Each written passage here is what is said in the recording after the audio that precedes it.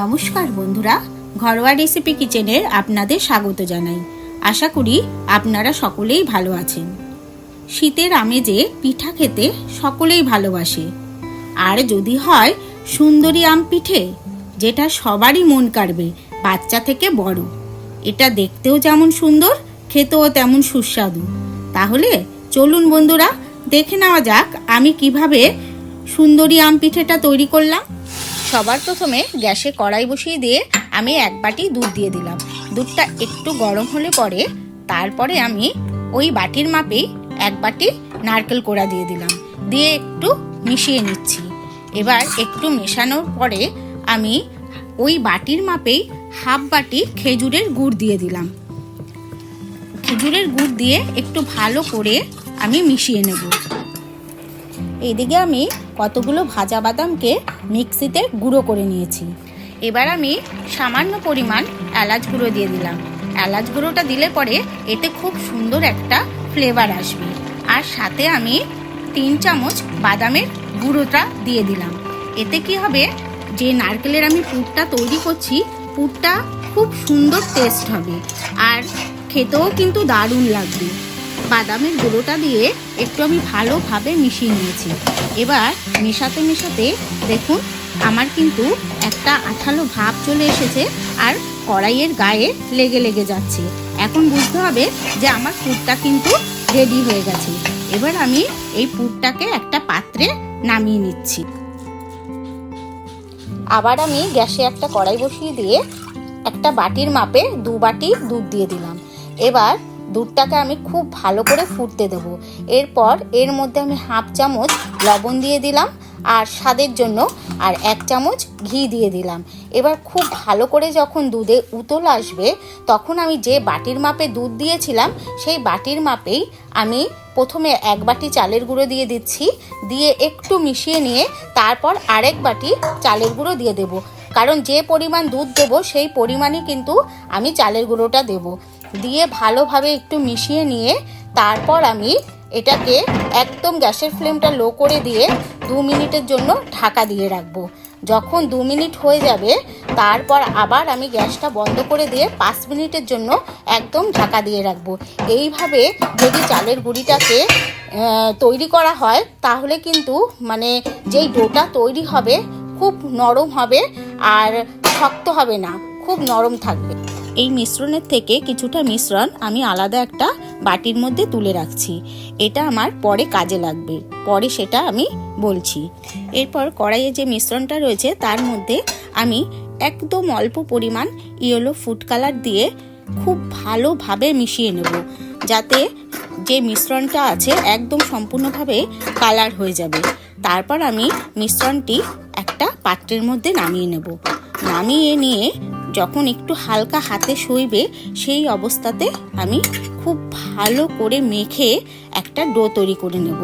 আর মাখার সময় যদি অল্প পরিমাণ আপনাদের জলের ছিটা দিতে হয় তাহলে আপনারা অবশ্যই দিতে পারেন, কিন্তু আমার এখানে কোনো রকম জলের ছিটা দিতে হয়নি। আমার কিন্তু খুব ভালোভাবে মাখাটা রেডি হয়ে গেছে। আর দেখুন আর ডোটা কত সুন্দর নরম হয়েছে। আমি কিন্তু ডোটাকে খুব ভালো করে একটা ভেজা কাপড় দিয়ে ঢেকে রেখে দেব। বাটির মধ্যে যে মিশ্রণটা আমি রেখেছিলাম সেই মিশ্রণটা আমি একটা বড় পাত্রে একটু নিয়ে নিলাম। এবার এই মিশ্রণটার মধ্যে আমি 2 ফোঁটা গ্রিন ফুড কালার দিয়ে খুব ভালো করে মিশিয়ে নেব। মিশিয়ে নিয়ে এরও একটা আমি ডো তৈরি করে নেব। ডো তৈরি করে নিয়ে ভেজা কাপড় দিয়ে এটাও একটু আমি ঢেকে রাখবো। দেখুন এবার এই ডোয়ের থেকে আমি একটু লেচি কেটে নিলাম। লেচি কেটে নিয়ে আমি এটাকে একদম গোল শেপ করে নিলাম। গোল শেপ করে নিয়ে তারপর আমি এটাকে একটা বাটির আকারে শেপ করে নিচ্ছি। এরপর এর মধ্যে আমি 1 চামচ পুর ভরে দিলাম। পুর ভরে দিয়ে আমি মুখটা ভালো করে বন্ধ করে দেখুন আবার একটু গোল করে একটা আমের শেপ তৈরি করে নিচ্ছি। আর যেহেতু এটা আম সুন্দরী পিঠে, আমের শেপটা আস্তে আস্তে করে যে আমি এভাবে কিন্তু তৈরি করে নিলাম। আমি যে সবুজ ডোটা তৈরি করেছিলাম তার থেকে আমি কিছুটা অংশ হাতে নিয়ে নিলাম। এবার আমি এটা দিয়ে একটা পাতা তৈরি করব। তার জন্য আমি দেখুন প্রথমে কিন্তু একটু লম্বা করে নিচ্ছি। লম্বা করে নিয়ে আমি কিছুটা অংশ বাদ দিয়ে দিলাম। বাদ দিয়ে আমি হাতের তালুতে রেখে পাতার একটা শেপ তৈরি করে নিচ্ছি। পাতার শেপ তৈরি করে নিয়ে আমি কাঁটা চামচের সাহায্যে একটু পাতার আকার দিয়ে দিচ্ছি, বা আপনারা শিরাও বলতে পারেন, যেটা পাতার শিরা সেটা আমি কিন্তু কাঁটা চামচের সাহায্যে এইভাবে তৈরি করে নিলাম। দেখুন দেখতে কিন্তু কত সুন্দর হয়েছে। এবার আমি পাশে রেখে আরেকটু সবুজ অংশ নিয়ে নিলাম, নিয়ে একটু হাতের সাহায্যে লম্বা করে আমি এটাকে একটা বোটার শেপ দিয়ে দিচ্ছি। তার জন্য আমি আমের যেখানে বোটাটা দেব একটু আঙ্গুল দিয়ে চেপে নিয়ে একটু জল লাগিয়ে আমি বোটাটা খুব ভালো করে দেখুন লাগিয়ে দিলাম। তারপরে আমি আবার একটু আঙ্গুল দিয়ে সামান্য পরিমাণ জল আমটার গায়ে লাগিয়ে আমি তারপর কিন্তু পাতাটাকে বসিয়ে দিলাম। আবার আমের পাতাটার নিচ দিয়েও আবার একটু জল লাগিয়ে দিয়ে পাতাটা খুব ভালো করে চেপে বসিয়ে দিলাম। এতে কি হবে, পাতাটা কিন্তু একটুকু খুলে যাবে না, আর বোটাটাও কিন্তু ওইভাবেই লাগা থাকবে দেখবেন। আর এই যখন আমটা তৈরি করবেন তখন দেখবেন মনের ভিতরটা আপনার আনন্দে ভরে উঠবে, এত সুন্দর লাগবে বলে প্রকাশ করার মতো না। আপনাদের দেখানোর জন্য আমি লেচি কেটে আরেকটা আম তৈরি করে নিচ্ছি। আর বন্ধুরা, একবার অবশ্যই এই আম সন্দেরি পিঠেটা বাড়িতে একবার ট্রাই করবেন।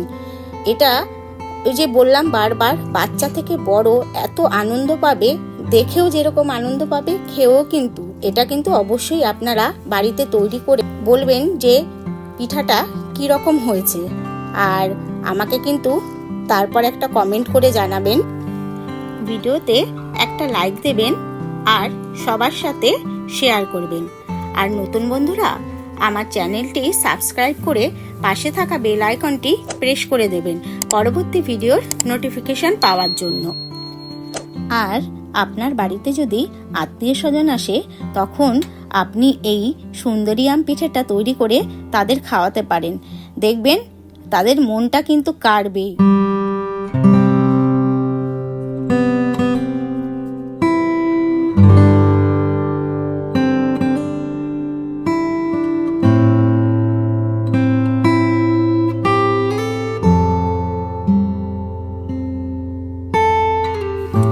দেখুন আমার সমস্ত সুন্দরী আম পিঠেগুলো তৈরি হয়ে গেছে।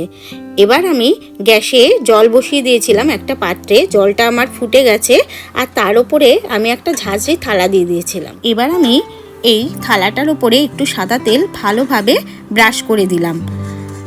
তারপর আমি আমগুলো সুন্দর করে সাজিয়ে দেব। সাজিয়ে দিয়ে আমি একটা ঢাকা দিয়ে দেবো।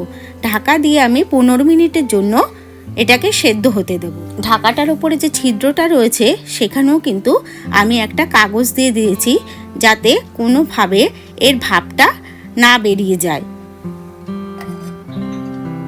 15 মিনিট বাদে আমি ঢাকাটা তুলে একটু চেক করে দেখে নিচ্ছি। দেখুন আমার কিন্তু আমগুলো সুন্দরভাবে সেদ্ধ হয়ে গেছে। এবার আমি একটু ঠান্ডা করে নামিয়ে নিচ্ছি।